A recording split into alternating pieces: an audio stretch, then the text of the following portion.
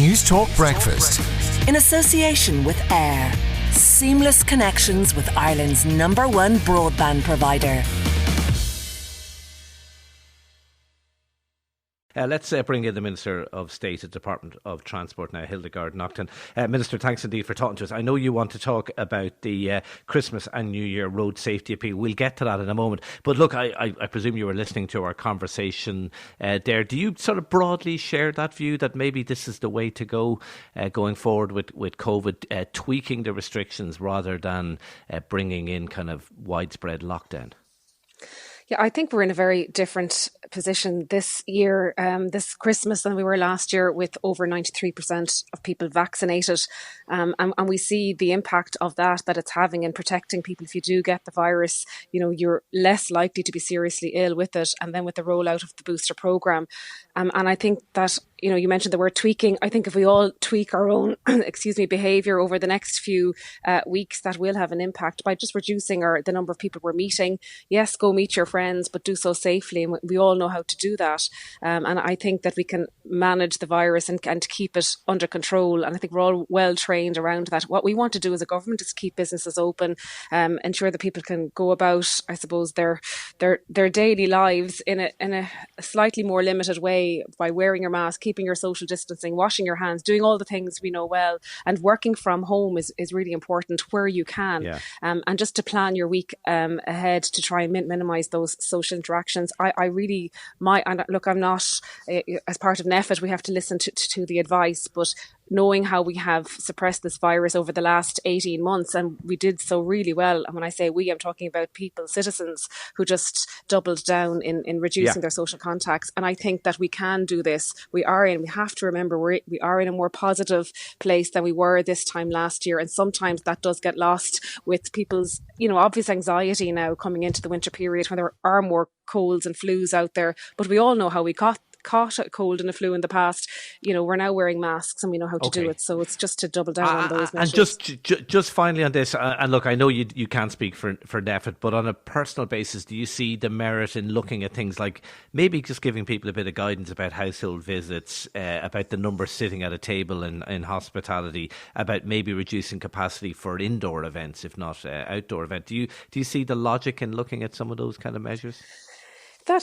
That may be some of the recommendations. But again, I think deep down, people know what they need to do to stay safe. Again, we've been well trained over the last 18, 20 months. And I think people are naturally doing it now as well, reducing the number of people they're meeting and being safer when they're out and about. So yes, that may be a recommendation, but I don't think it's going to be news to people in relation to how we try and minimise this virus wearing the mask. So it is common sense that I think most people have.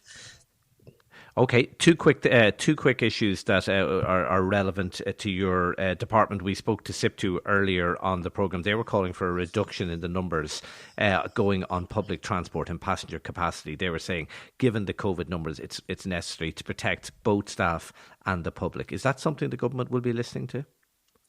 I know Minister Eamon Ryan is going to be meeting with SIPTU next week. I know they wrote to him, I think, last night in relation to this.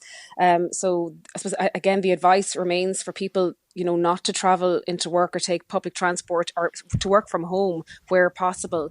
And we have seen a reduction in people commuting, particularly in our rail services. But I know that Minister Ryan is listening to SIPTU and will be meeting them next week to discuss this, making sure that we can keep, I suppose, staff and workers as safe as possible. And the National Transport Authority is working with transport operators in relation to the implementation of that. Sorry to cut across you, Minister. It does seem a bit mad to have people rammed onto trains and buses at a time when the virus seems to be everywhere in society.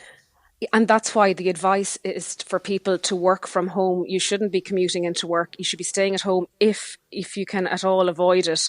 And we have seen, particularly now in Irish rail services, they've been particularly impacted because most office-based workers aren't commuting any longer. But look, I think it's important that Minister Ryan meets with SIPTU and listens to their concerns. And this is what we are doing as a government now. This virus does change. So we need to be, I suppose, listening to their concerns and making sure that all the protocols are implemented and that people are trying to stay at home as much as possible.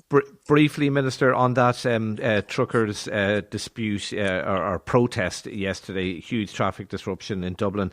I saw some criticism in the paper say one new father complaining about them beeping horns outside Holles Street Hospital. Was this the right approach? Is there something the government can do for them? Well, government and I myself in the Department of Transport, I meet with the Irish Road Haulage Association and the Freight Transport Association of Ireland on a regular basis. This is the haulage sector. I'll be meeting with them next week. I know the concerns, and the IRHA and the FTAI have raised this in relation to the increase in fuel prices, and I suppose we all see it at the pumps.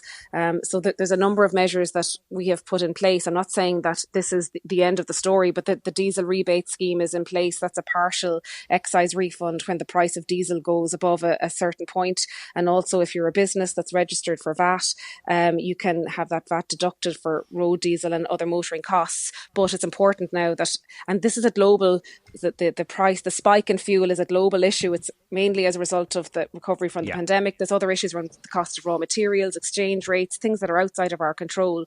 But there may be certain areas that we can look at. And I know that Minister Ryan is engaging with Government, the Minister for Finance, around issues. And I will continue to work with the IRHA and the FTAI and that more sector to follow. See what we can do to support them. Yeah. Okay, Yes. now just before you go, you do want to talk about the Road Safety Authority, Garda Síochána, today launching the 2021 Christmas and New Year Road Safety Appeal. Very, very important. What's the message?